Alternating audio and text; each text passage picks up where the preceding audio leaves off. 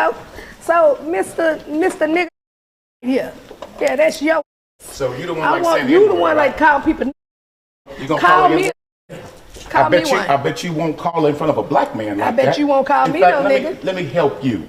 You call a black woman N-word, call me that. No, call me that. I dare you to do it, and I swear for God, I'll make you taste the ancestors. Me too. You a coward. Call that black woman the N-word. You a real coward, Why man. would you We'll do catch you that? inside. Now go ahead. Go right ahead. Go ahead. I guarantee you wouldn't do it in front of me. Come on. I know. In fact, I know you won't. Say the N-word in front of me. Come on. Go on in there. And I guarantee you'll taste everything for the ancestors. Go on in Say there. it.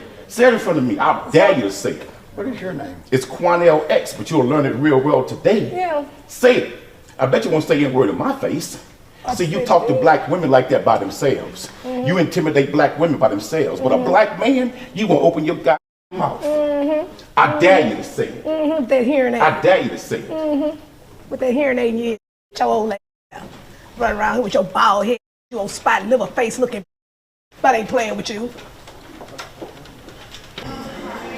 Sir, would you like to make a comment about what you said or about what happened?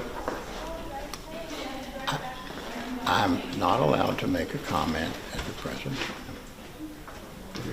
So, was you making a statement online or anything like that? Who are you?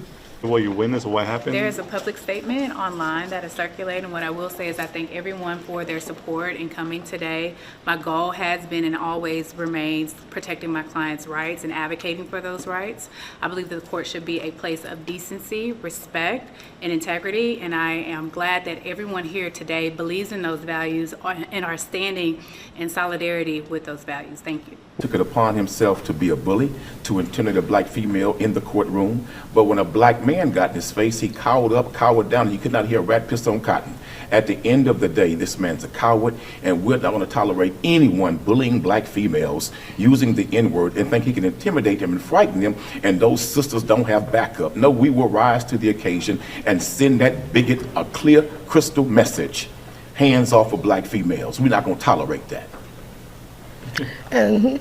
And then, and one other thing in regards to, by us being here in Brazoria County is a majority minority county now. So those times of lynching, those times of racist behavior, especially how so comfortable that he was in that courtroom, is over. We will no longer tolerate it, and we will rise to the occasion, and we will expose it, and we will shut you down. Yo, it's Big Ant, the spokesman, man. We back. Another edition of Urban Politicians TV, UPTV. Make sure you stay on your pivot at all times, man. Had to come tap in. It's Quanell X and Dr. Candace Matthews that went viral all over the timeline out here in H-Time, which led to a spread all over the timeline, all over the country once again. And I want to say this like the third or fourth time this month, maybe give or take a little bit of change here and there, where they went straight forward and direct and pressed the line over an issue about some disrespect towards black people. And like I said before, when I covered the other things, I'm here for it. I don't even want nobody to change. But if you're moving like that, using your position, using your business to show disrespect, let's add all out. I love it. I don't want you to change, be disrespectful. Let's put it all out there on the table so the whole world can see. As this time they was out there in Angleton, Texas. And if you don't know, that's about, I say, 45 minutes, maybe to an hour, depending on where you at in H-Time, off of 288, if I ain't mistaken. I only been out there like one time in my whole life, but they pulled up down there to the courtroom because this lawyer right here was in court, actually got found in contempt for this with this disrespect, lawyers, and repeated use of the N-word in court. And they put it to their Houston Stringer Instagram to put it all up there on display where everybody can see it. And they said, Dr. Matthews, Quanell X, and other community activists confronted attorney Michael M. Phillips outside the courtroom inside the Brazoria County Courthouse after allegations surfaced that he repeatedly used the N-word during a family court proceeding. According to organizers and court transcripts referenced during the event, the racial slur was allegedly used multiple times in open court in the presence of opposing counsel, court personnel, and the presiding judge. The transcript shows Judge Chad Bradshaw warning Phillips that continued use of the language could result in contempt sanctions. A Brazoria County attorney found in contempt for repeatedly using a racial slur in a derisive manner during a child custody trial must apologize to both the court and opposing counsel or face jail time and a monetary fine, according to newly filed court records. Records show Judge Chad D. Bradshaw imposed sanctions against attorney Michael Phillips after finding he used a racial slur numerous times in court in a derisive manner.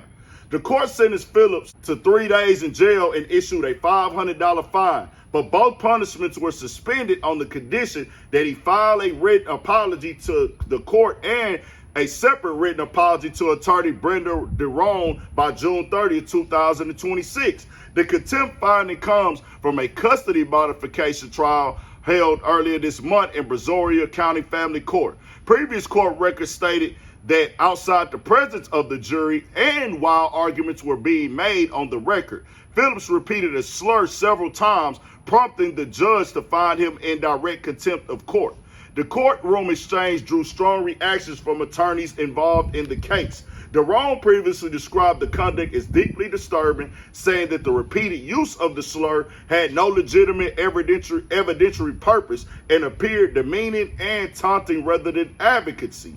As a black woman attorney practicing in Texas family courts, attorneys should be able to advocate fiercely for their clients without being subjected to a racially charged conduct that undermines professionalism and dignity in the courtroom, DeRone said in an earlier statement to KPRC2 News.